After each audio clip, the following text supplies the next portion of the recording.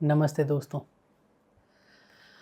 हम विज्ञान भैरव तंत्र के विषय में बात कर रहे हैं और विज्ञान भैरव तंत्र के विषय में बात करते हुए हमने बहुत सारी विधियों के बारे में बात की। पहले 12 विधियाँ टू बी प्रिसाइज, उसमें श्वास केंद्रित विधियाँ थी। शुरुआत श्वास से होती है, उसके बाद धीरे धीरे हम विचार पर पहुँचते हैं फंडामेंटल्स क्लियर करते करते। अब पहली किताब ख़त्म होने के बाद दूसरी किताब में जो दूसरा व्याख्यान है उसका नाम है शरीर और तंत्र। इसमें हम शुरुआत करेंगे अचानक केंद्रित होने की विधि से। अचानक केंद्रित होने की विधि के बारे में जानने से पहले हमें ये जानना ज़रूरी है कि जो भी हम प्रयोग करेंगे, जो भी हम प्रैक्टिस करेंगे, वो प्रयोग करेंगे ऊर्जा के साथ। जैसे हमने बताया कि पिछले में हमारी जो ऊर्जा होती है वो दूसरे तक ना पहुंचने दें, वो दूसरे पर रिफ्लेक्ट ना होने दें, या ऐसा ना करें कि दूसरे को केंद्र ना बनाएं। केंद्र हम खुद में ही रहने दें। दूसरे को केंद्र बना लिया तो हम परिधि पर पहुंच जाएंगे, हम अपने आप से जुड़े नहीं रहेंगे। तो ऐसे ये विधि भी यही बताती है कि हम ज़्यादातर समय अपनी परिधि पर रहते हैं। केंद्र पर बहुत कम फेंके जाते हैं।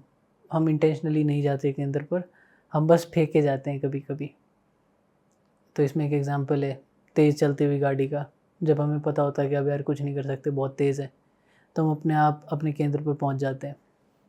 ये बहुत पहले भी हमने बात की थी श्वास की विधियों के बारे में बात करते समय कि हम इसी चीज़ से, इसी तरीके से हम केंद्र पर कैसे पहुंचते हैं। ये इसलिए नहीं है कि गाड़ी तेज़ चल रही है, ये इसलिए है कि अचानक एक आइडिया आता है, एक थॉट आता है कि अब हम कुछ नहीं कर सकते, दिस हैज़ हैपेंड। तो अब हम बात करते हैं केंद्रित होने की सबसे पहली जो विधि इसमें बताई हुई है, अचानक रुकने की। कोई भी विचार आए तो रुक जाओ, कुछ भी करो तो रुक जाओ। तो इसमें हम सबसे पहले बात करेंगे कि दो ही चीज़ें हैं हमारी एग्जिस्टेंस के बारे में। हमारे पास दो ही ऑप्शंस हैं, टू एग्जिस्ट और टू वर्क। तो एग्जिस्ट होना तो हमारे हाथ में नहीं है, it is a pre requisite. काम करना हमारे हाथ में है। तो काम करना जो हमारे हाथ में है उसको प्रयोग में लाते हुए हम इस विधि को कैसे समझेंगे, कैसे इसकी प्रैक्टिस होगी, वो ये बताया हुआ है इसमें। अब इसमें ये कहा गया है कि हमारी जो सक्रियता है, हमारी सक्रियता बहुत समय से परिधि पर ही है। हम केंद्र पर बहुत ही रेयरली पहुंचते हैं जब हम कहीं कोई काम बहुत ही ध्यान से कर रहे हैं, बहुत विचारशील होकर कर रहे हैं, और जिसे करते हुए हमें बहुत मज़ा आ रहा है, जिसके साथ हम तारतम्य में हैं, जिसके साथ हम प्रतिरोध नहीं कर रहे, अवरोध नहीं कर रहे। ऐसी प्रैक्टिस करते समय हम अपने आप केंद्र पर पहुंच जाते हैं, परिधि से हम दूर हो जाते हैं। उसके बाद हम इसमें यूँ बताया हुआ है कि हम अपनी उपलब्धियों से और अपने कृत्यों से कैसे जुड़े हुए हैं, बहुत ज़्यादा जुड़े हुए हैं। हमने जैसे कोई काम 20 साल पहले किया था, 20 साल तो बहुत ज़्यादा हो गया, हमने कोई काम 15 साल पहले किया था, तो हम अभी भी उससे जुड़े हुए हैं बहुत ज़्यादा कि मैंने 5th क्लास में ये कर लिया था, तो आज भी हम उसे एज एन अचीवमेंट लेके चल रहे हैं। हम वहीं अटैच्ड हैं उस आइडिया से। अगर हमें अटैच भी होना है उस आइडिया से, तो हम 12वीं विधि की प्रैक्टिस कर सकते हैं कि जो कहता है कि अपने आप को थर्ड पर्सन के तरीके से देखो, अलग पर्सपेक्टिव से देखो, कि तुम अपने रूप, रंग, आभा, छाया सब कुछ देखते रहो वहाँ, कि वो हो रहा है, वो घटित हो रही है, वो चीज़ कर रहा है कोई इंसान, वो तुम ही हो। और ये कहते हैं कि अगर तुम्हें ये प्रैक्टिस करनी है तो इसी तरीके से करो, अगर ये नहीं करनी तो इस तरीके से मत करो, बहुत प्रॉब्लम हो जाएगी। तो उसके बाद कहते हैं कि उपलब्धियों से दूर हटो, इसीलिए तुम एकदम से रुक पाओगे। अगर उपलब्धियों से जुड़े रहे तो बड़ी प्रॉब्लम होगी। अपने एक्शंस को चूज़ करो, एक्शंस कैसे करने हैं। अब एक्शंस के बारे में बात करते समय एक और शब्द आता है, वृत्ति। वृत्ति का अर्थ है कि ऊर्जा का बाहरी तरफ संचार होना। ऊर्जा जब बाहर की तरफ चलती है तो वो हमारी वृत्ति होती है। चित्त की ऊर्जा बाहर चलती है, चित्त वृत्ति होती है। तो ऊर्जा का बाहरी संचार, बाहरी गमन, इसे वृत्ति कहते हैं। उसके बाद ये है कि हमारा केंद्र और परिधि, जैसे हमारी आत्मा जो है, हमारी आत्मा केंद्र है, जो हमारा शरीर है वो परिधि है। हमारा अल्टीमेट गोल यही रहता है कि अंतर्मुखी होकर अपनी आत्मा तक पहुँचें, अपनी केंद्र तक पहुँचें, परिधि शरीर से ना जुड़े रहें। इससे हटने की बहुत सारी एक्सरसाइजेज़ हैं, जैसे वो मेरुदंड वाली एक्सरसाइज थी, उसमें भी यही बताया हुआ था कि हम अपनी बॉडी को, अपनी परिधि को विजुलाइज करते करते धीरे धीरे कैसे हम अंदर तक पहुँच सकें। अंतर्मुखी होने पे है सारा खेल, अंतर्मुखी बहिर्मुखी ऊर्जा को अंदर की तरफ मोड़ना, यही इसमें बताया हुआ है। पूरा एम ही है इसमें, यूँ भी कहा हुआ है कि अगर सिद्धांत सिद्धांत समझ लिए तो सब कुछ समझ लिया, बहुत आसानी से हो जाएगा। फिर अब ये कहता है कि जैसे ही कुछ करने की वृत्ति हो, जैसे ही कुछ करने की वृत्ति हो रुक जाओ, कुछ मत करो। इसमें बताया हुआ है कि जैसे गुरजीएफ है, गुरजीएफ ने जो वो मैंने बताया था थिएटर वाली एक्सरसाइज करते थे, वो यही करते थे। ही यूज़ टू गाइड पीपल, वो करते करते वर्तुल में घूमते घूमते या कुछ ऐसा एक रिदम बनाते हुए ऑडियंस के साथ एक होने के बाद गुरजीएफ उन्हें कहते थे कि रुक जाओ। जैसे ही वो रुकते थे इन द एक्ट, कोई एक पैर पे खड़ा है तो एक पैर पे रुक गया, किसी का मुंह खुला है तो मुंह खुला ही रह गया, उसके बाद जो होगा वो देखी जाएगी, पर यू जस्ट स्टॉप। ये इस वजह से है कि हम जो ऊर्जा बाहर निकल रही है उसे अंदर की तरफ मोड़ना चाह रहे हैं। अब गुरजीएफ ने जो ये सब चीज़ें सीखी, ये कहाँ से सीखी? गुरजीएफ ने सीखा बुद्ध लामाओं से। गुरजीएफ ने ये बुद्ध लामाओं से सीखा और बुद्ध लामाओं ने सीखा विज्ञान भैरव तंत्र से, क्योंकि जो भी प्रैक्टिस मेडिटेशन की हमारे पास उपलब्ध है वो सारी हमने उठाई है विज्ञान भैरव तंत्र से। उसको हमने शिव के नाम से मार्केट कर दिया, हमने उसको जैन, ताओ और ये हैं बुद्ध के नाम से, लामाओं के नाम से, बोधिसत्ता के नाम से, इनसे हमने कुछ ना कुछ करते करते अलग अलग उसको एजेंसी को बेच दिया है। पर ये सारी चीज़ें शुरू हुई है विज्ञान भैरव तंत्र से। अब उसके बाद गुरजीएफ का जो प्रयोग है वो कैसे कारगर है? जब मन गतिमान होता है, जब सक्रियता होती है तो हम नीचे की ओर गतिमान होते हैं। जब ऊर्जा निकल रही होती है उसके अलग अलग केंद्र है, जैसे हमने बात की कि 7, 9 और 12 3 केंद्र हैं अलग अलग, और फिर हम उसके बाद कितने ही केंद्र डेवलप कर सकते हैं अपने, क्योंकि जो सबसे पहले हमारी बात हुई थी कि केंद्रित होने के कारण क्रांति घटित होती है। ये विधि भी अंतराल की बात करती है। हम कुछ भी करें, हम उस ऊर्जा को अंदर की तरफ मोड़ते समय जो उसके बीच में अंतराल होगा हमें उस पर ध्यान देना ज़रूरी है। हम अपना ध्यान उस पर केंद्रित करें। जैसे हमने सबसे पहले श्वास की विधि में बात की थी कि जो हम श्वास लेते हैं और छोड़ते हैं उसके बीच में जो अंतराल है, जो उस अंतराल को समझ जाते हैं, शिव पार्वती को यही कहते हैं कि अगर आपने उस अंतराल को समझ लिया तो आप आत्मबोध को उपलब्ध हो गए, आप ज्ञान को उपलब्ध हो गए, आपका मन विसर्जित हो गया, आप ध्यान में बहुत आराम से पहुंच सकते हो। ये सारी चीज़ें बताई। उसके बाद इस अंतराल को सुविधा बनाना है, इस अंतराल को देखना है, इस अंतराल को मॉनिटर करना है, और उसके बाद अपने आप को खो देना है। अब यहाँ गुरु का रोल आता है। जब हम बात करते हैं कि एकदम से हमें पता नहीं होता कब रुकना है। अगर दिमाग में विचार आ गया रुकना है तो रुकना है, उसके बाद कोई सेकंड थॉट नहीं आना चाहिए। 1 सेकंड में अगर मुझे लगा कि पेंसिल यहीं रुकनी चाहिए, ऐसे रुकनी चाहिए, तो वो रुक गई है। अगर उसके बाद भी चल रही है तो वो कारगर साबित नहीं होगा, वो ऊर्जा बाहर निकल चुकी है। अगर मुझे कुछ करना है तो वो ऊर्जा अंदर से आनी चाहिए, वो ऊर्जा अंदर से ही आती है, बाहर ही गमन होता है उस ऊर्जा का हमेशा। अब उसके बाद हम बात कर सकते हैं, गुरजीएफ ने यही सारी विधि सिखाई अनेक लोगों को। ओशो ने भी यहीं से सीखा, ओशो फ़ैन था गुरजीएफ का। उसके बाद फिर वही बात है कि हम कैसे अलग अलग साधनों से अपने केंद्र पर पहुंच सकते हैं, कैसे अचानक केंद्रित हो सकते हैं। गुरु ने कुछ कहा रुको तो रुक जाओ एकदम से। ये ज़ेन फिलोसोफर्स बहुत ज़्यादा प्रैक्टिस करते थे इस चीज़ की। हमने पिछली बार भी बात की कि ज़ेन टीचर्स क्या करते थे, जाते थे और अपने स्टूडेंट को कुछ भी करता था, वो जो एक्सपेक्ट करता था उससे बिल्कुल ऑपोजिट कर देते थे। एकदम से अचानक से उनकी जो मेंटालिटी है, उनका जो मेंटल थॉट है, जो उसका चेंज चल रही है, उसको एकदम से तोड़ देते थे। बहुत, या तो कोई सोचता होगा कि यार गुरु आज शाबाशी देंगे तो मारते थे, यदि सोचते थे कि मारेंगे तो शाबाशी दे देते थे। तो मतलब वो ऐसा करते थे कि जो दिमाग है, इसे शौक भी कह सकते हैं, कि छोटे मोटे शौक्स दे के उसे बिल्कुल केंद्र पे ले आते थे। वो मेन बात ये है अंतराल के बारे में, अंतराल को मॉनिटर करना है। उसको मॉनिटर करने के लिए ये प्रैक्टिस है। अब ओशो कहते हैं कि सोते सोते, हाँ, अब बात आती है समाधि की और सुषुप्ति की। समाधि है वो चेतन है, सुषुप्ति अचेतन है। एक नींद में घटित होती है, एक जागृत अवस्था में घटित होती है। नींद में जब वो घटित होती है तो नींद में घटित होने के कारण ये है कि हम अचेतन मन से कुछ भी देखते रहते हैं, इसीलिए स्वप्न घटित होते हैं हमारे साथ। और यदि समाधि है, समाधि में सब कुछ इंटेंशनल है, सब कुछ वॉलंटरी है, समाधि में जब हम प्रवेश करते हैं, समाधि को जब हम उपलब्ध होते हैं, तो हम जो भी अपने शरीर के साथ, जो भी अपने चित्त के साथ करना चाहते हैं, वो सब कुछ वॉलंटरी होता है। उसके जो भी इफ़ेक्ट्स होते हैं वो हमें पहले से ही पता होता है।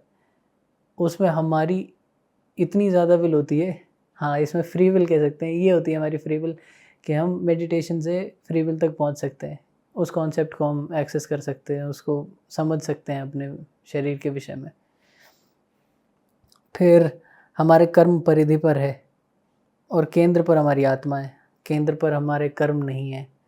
किसी भी चीज़ को कर्म से जोड़ना ज़रूरी नहीं है कि कर्म हमारे केंद्र पर पहुंचाते हैं हमें, नहीं, हमारे कर्म हमें केंद्र तक नहीं पहुंचाते। अब गुरु का उपयोग यही है कि गुरु यदि कहे कि ये करो तो करो बिना किसी सेकंड थॉट के। अगर तुमने सेकंड थॉट लाया तो वो मोमेंट निकल गया है, उसी मोमेंट में करना है जो करना है। फिर उसके बाद ये कहते हैं कि हमारे बस के बाहर है अपनी एग्जिस्टेंस को देखना। हमारी एग्जिस्टेंस जो है, हमारी एग्जिस्टेंस को लेके कुछ भी छेड़छाड़ करना। कर्म हमारे हाथ में, पर हमारी एग्जिस्टेंस हमारे हाथ में नहीं है। मन को इसके लिए तैयार करना होगा, मन को ठहरने के लिए तैयार करना होगा। अब ये बात आती है, जैसे हमने कहा कि मन को ठहरने के लिए तैयार करना होगा, इसका मतलब ये नहीं कि हम प्रैक्टिस करना शुरू कर दें कि ये सिचुएशन होगी, उसमें ऐसे रिएक्शन होगा, ऐसे रिएक्शन होगा। पहली बात तो हम उसकी प्रैक्टिस नहीं कर सकते। यदि हम उसकी प्रैक्टिस करें, उसके बारे में बार बार विचार करें, तो वो एक मोमेंट जो बहुत छोटा अंतराल है, जैसे सांस के बीच में दो सांस के बीच में अंतराल है, वो मिस हो जाएगा। जितना छोटा ये अंतराल है, उतना ही छोटा वो अंतराल है जिस पर हम केंद्रित हो सकते हैं, जिस पर हम आत्मबोध को उपलब्ध हो सकते हैं। यदि हमने उस चीज़ को चख लिया तो वो बहुत लंबे समय तक हमारे साथ रहेगा, और उसके बाद हम और चीज़ों को प्रैक्टिस कर सकते हैं। ये एक दिन की प्रैक्टिस नहीं है, 3 महीने की प्रैक्टिस है, और 3 महीने की ना भी करो तो कम से कम 3 हफ्ते की है। उसके बाद उसके बारे में सोचना नहीं है, उसके बारे में आयोजन नहीं करना है कोई भी। और जब हम एकदम रुक जाते हैं, बिल्कुल बिल्कुल थम जाते हैं, तो हमें अपनी सांस को भी रोक लेना है। सांस रुकेगी, पूरा शरीर रुकेगा, जो भी हम कर रहे हैं वो सब कुछ रुक जाएगा, तब वो ऊर्जा अंदर की तरफ आएगी। अब जब हम रुके हुए हैं तो हमें ये भी नहीं सोचना कि यार जो अंतराल है, उसको मॉनिटर करने का अर्थ ये नहीं कि उस अंतराल में हम एक थॉट डाल दें। वो अंतराल अपने आप घटित होगा। It is not something that can be planned. और उस चीज़ को अगर प्लान करोगे तो वो कुछ और ही होगा, वो सिर्फ़ एक वहम होगा, वो मेडिटेशन नहीं होगी। और प्री प्लान्ड चीज़ मेडिटेशन हो सकती है, पर इस विधि को प्रैक्टिस करते समय तुम्हें प्लान करने की ज़रूरत नहीं है। मेरुदंड वाली एक्सरसाइज करते टाइम प्लान करने की ज़रूरत है। ट्रेन में बैठे हो, ट्रेन के टाइम प्लान करने की ज़रूरत है। पर ये जो एक्सरसाइज है, इसमें तुम्हें सिर्फ अपनी जो ऊर्जा है, जो अपनी वृत्ति है, उसको रोकना है। अब उसके बाद एक ग्लास वाला एग्जांपल दिया है कि अगर हमें बहुत ज़्यादा प्यास लगी है, हमारे सामने ग्लास है, पानी है उसमें, जैसे ही मैंने ग्लास की तरफ हाथ बढ़ाया, मैं रुक जाऊँ। अगर मैं रुक गया तो जो बाहर जाती हुई ऊर्जा है, उसके पास कोई ऑप्शन नहीं रहेगा, उसके पास ऑप्शन होगा ही नहीं। वो या तो वो विसर्जित भी नहीं हो सकती, वो अंदर की तरफ ही होगी, अंदर की तरफ ही मुड़ेगी। तो अब हमें बहिर्मुखी होने की बजाय अंतर्मुखी होना है। जैसे हम सोचते हैं कि बुद्ध बहुत स्थिर थे, निष्क्रिय थे। बुद्ध निष्क्रिय नहीं थे। बुद्ध जैसे निष्क्रिय नहीं हो सकते, क्योंकि निष्क्रियता का अर्थ है कि ऊर्जा का कोई भी संचार ना हो। यदि ऊर्जा का संचार नहीं है तो कोई चीज़ एग्जिस्ट नहीं कर सकती। पर यदि कोई चीज़ एग्जिस्ट कर रही है और वो बहुत ही मिनिमल लेवल पे हम उसको मॉनिटर कर पा रहे हैं, उसकी ऊर्जा को चलते हुए देख पा रहे हैं, तो इसका अर्थ ये नहीं कि वो निष्क्रिय है। कोई भी निष्क्रिय चीज़ एग्जिस्ट नहीं कर सकती, हर चीज़ में क्रियता है। और जब हम बुद्ध के बारे में बात करते हैं तो बिल्कुल गलत सोचते हैं कि हमें बुद्ध जैसा निष्क्रिय होना है। बुद्ध सब कुछ करते थे, बुद्ध प्रेम भी करते थे, पर बुद्ध का जो प्रेम है उसे हमने प्रेम की तरह नहीं देखा, बुद्ध के प्रेम को हमने करुणा की तरह समझा है, क्योंकि बुद्ध का प्रेम हमारे प्रेम से बिल्कुल अलग है। अब जब हम बात करते हैं ऊर्जा के बारे में, ऊर्जा और इस वृत्ति के बारे में, तो इस वृत्ति को समझते समय हम ये भी देखते हैं कि क्रोध और हिंसा की बात करते हैं। हमने देखा होगा बहुत समय कि प्रेम करते समय जिससे हम प्रेम करते हैं उनके प्रति हम क्रोधित भी बहुत ज़्यादा होते हैं। वही ऊर्जा है जिसको हमें चैनलाइज़ करना है, जिसको बहिर्मुखी ऊर्जा जो है उसको अंतर्मुखी करना है। अब इसको हम फिर वही क्वेश्चंस आ जाते हैं कि सबसे पहला तो क्या ये दमन है? ये दमन नहीं है, इसका आंसर मैं दूँगा, इसके बारे में बात करेंगे। ये दमन क्यों नहीं है, कैसे नहीं है? दूसरी बात ये है कि जब हम किसी और अपने जो वो बिलवेड हैं उनकी तरफ कोई गुस्सा कर रहे हैं, कुछ कर रहे हैं, उससे उल्टा करने के लिए, जैसे मुझे किसी पे बहुत गुस्सा आ रहा है, मैं बहुत नाराज़ हूँ किसी से, पर यदि उसी समय मैं उसे गले लगा लूँ, तो वो बिल्कुल उल्टा काम करेगा। ये इसी प्रैक्टिस का हिस्सा है, ये इसी में लिखा हुआ है कि इसी तरीके से होती है कि यदि तुम्हारी ऊर्जा बहुत ज़्यादा बहिर्मुखी है, बाहर निकल रही है, वृत्ति है, तो उसे अंदर की तरफ मोड़ने के लिए एक ऐसी चीज़ करो जिससे एक अंतराल पैदा हो, एक शॉक पैदा हो, जिससे समझ ना आए कि हुआ क्या है। अब समझ नहीं आने का अर्थ ये नहीं है कि not being able to comprehend, उसका अर्थ ये है कि तुम्हें बस एक उस छोटे सूक्ष्म से अंतर में टैप करना है। वो कैसे करोगे वो देख लो, सबकी अपनी-अपनी चीज़ें होती हैं जिससे उन केंद्रित होने का सबका अपना अलग-अलग टॉपिक हो सकता है। पर उस टॉपिक पे बहुत ज़्यादा प्रैक्टिस करोगे तो वो एक वो बन जाएगी, सेकंड नेचर बन जाएगा, एक हैबिट बन जाएगी और वो it can turn into addiction, और एडिक्शन भी नहीं, उसे गलत तरीके से प्रैक्टिस करने के बाद उसके गलत असर होंगे दिमाग पे, you will be prepared for it, you will crave for it, तो ये सारी चीज़ें होंगी। उसके बाद हम ये कह सकते हैं कि प्लान करके करना असंभव है, क्योंकि यदि मैं सोचूं कि यार अब मुझे प्यास लगी है और मैं ग्लास उठाऊंगा, और ग्लास उठाते समय मेरी प्यास भी वही है, ग्लास भी वही है, पानी भी वही है, अब मैं रुक जाऊंगा, अब हो सकता है। यदि मेरी प्यास नहीं है और मैं सोचूं कि यार मैं सिर्फ एक्ट करूंगा, ग्लास उठाऊंगा, बीच में रोक दूंगा, तो फिर से वही अंतराल घटित होगा, वो नहीं होगा। बिल्कुल अलग चीज़ है, दोनों बिल्कुल अलग चीज़ें हैं। इसके लिए वृत्ति का होना बहुत ज़रूरी है, बाहर जाती हुई ऊर्जा का होना बहुत ज़रूरी है, तभी वो अंदर की तरफ मुड़ेगी। जब तक बाहर जाती हुई ऊर्जा नहीं है, जब तक वो ऊर्जा अंदर से नहीं निकल रही, तब तक वो किसी काम का नहीं है। उसके बाद प्रेम के विषय में जब हम बात कर रहे थे, प्रेम का यही है कि प्रेम का प्रेम का यही है कि जैसे हमारी ऊर्जा होती है, हिंसात्मक ऊर्जा भी है हमारे पास। प्रेम में बहुत लोग हिंसा भी करते हैं। इस किताब में लिखा हुआ है कि पहले के समय में यूँ माना जाता था कि यदि गाँव में किसी स्त्री को कोई पुरुष नहीं मार रहा है, अपनी अपनी पत्नी को कोई नहीं मार रहा है, तो यूँ मानते थे कि उनका प्रेम कम हो गया है।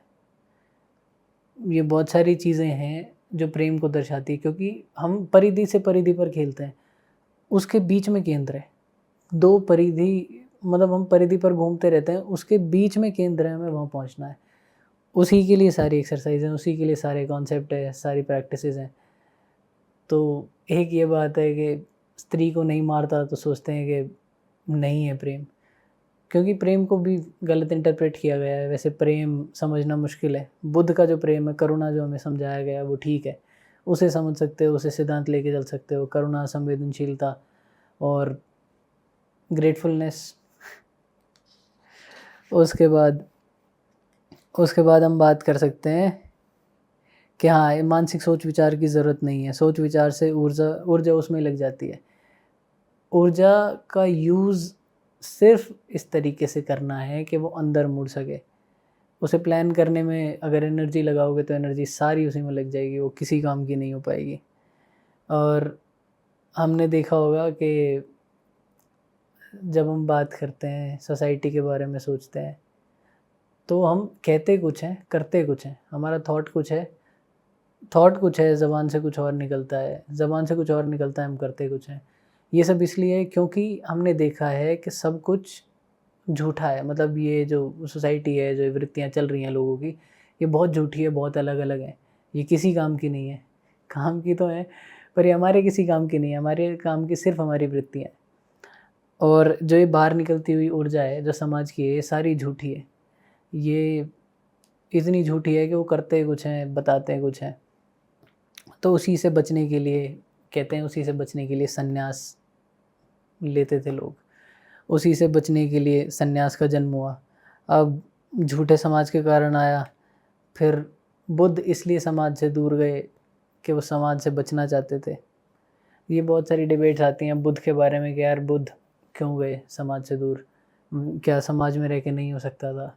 समाज में रह के इसलिए नहीं हो सकता था क्योंकि बुद्ध की जो जितनी भी विचारों की ऊर्जा थी, वो सारी इसमें लग जाती कि समाज को कैसे काउंटर किया जाए, समझा कैसे जाए, उसकी बातों का जवाब कैसे दें, जो कि हमारे साथ हो रहा है। सबके साथ ही हो रहा है। उसके बाद क्रोध के बारे में बात करते हैं हम, तो कहते हैं क्रोध शुद्ध ऊर्जा है, जितना क्रोध हो। हाँ, जैसे अब तंत्र के बारे में हमने जब सबसे पहले बात की थी तो हमने यही कहा था कि योग और तंत्र में यही फ़र्क है कि योग ये नहीं कहता कि क्रोध छोड़ के आओ, तंत्र ये नहीं कहता कि क्रोध छोड़ के आओ, योग कहता है कि क्रोध छोड़ के आओ। अब योग एक्सेप्ट नहीं करता क्रोधी लोगों को, योग के लिए प्रीरेक्विजिट है शांति, थोड़ा सा नॉर्मल बिहेवियर, थॉटफुलनेस। और तंत्र कहता है कि यदि तुम कुछ कर रहे हो तो उसमें समग्रता से उतर जाओ, पूरे तरीके से कर जाओ, इतने पूरे तरीके से उतर जाओ कि तुम वो ही बन जाओ। अब वो बनने के बाद क्रोध का काम आता है, क्रोध हमारे काम में आता है। प्रेम के बारे में ना ही बात करें तो ठीक है, क्योंकि प्रेम के बारे में हमें बहुत कम पता है और वो एक थ्योरी नहीं है जो समझाई जा सके। क्रोध के साथ तो हमारा रोज़ का लेन देन है, थोड़ा बहुत तो क्रोध आ ही जाता है रोज़, तो उसी चक्कर में हम अपने आप को एक्सप्रेस भी करते हैं और उसे समझ भी सकते हैं बहुत आसानी से, बिना किसी दिक्कत के। और ये है, हाँ, इसमें यूँ भी है कि प्रयोग तभी करो जब वृत्ति वास्तविक हो, रुकने के संबंध में विचार मत करो। और उसके बाद ये कहता है बस रुक जाओ। फिर जो प्रतीक्षा का क्षण है, जिसमें अंतराल घटित हो सकता है, जिसमें अंतराल घटित होता है, उसके बारे में विचार मत करो, बस रहो, कोई चेष्टा मत करो। अब हम चेष्टा के बारे में बात करते हैं, तो यदि हमने यूँ चेष्टा की कि ऐसा हो तो हमारी ऊर्जा उसी में लग गई। इसीलिए हम कहते हैं कि वो बहुत प्रेवलेंट चीज़ है जिसमें लोग बात करते हैं ना कि यार किसी चीज़ की इच्छा की और किसी चीज़ की इच्छा मत करो। किसी चीज़ की इच्छा मत करो वो इसलिए कहते हैं क्योंकि उन्होंने सुना है। पर इच्छा ना करने का अर्थ सिर्फ़ इतना ही है, यदि तुम इच्छा में अपना विचार लगाओगे, उस दिशा में सोचोगे, तो तुम्हारी वृत्ति वहीं विसर्जित हो जाएगी। तुम्हारी जो ऊर्जा है वो बाहर जाएगी और वो इतनी बाहर चली जाएगी कि तुम वापस परिधि पर पहुंच जाओगे। बड़ी मुश्किल से जो तुम अंदर पहुंचे हो, जो अंतराल तुम्हारे तक आया है, जो ऊर्जा तुम में स्फुटित हुई है, वो फिर से ख़राब हो जाएगी, तुम्हें फिर से मेहनत करनी पड़ेगी उसके लिए। तो इसीलिए कहते हैं कि उसके बारे में विचार मत करो, कोई चेष्टा मत करो।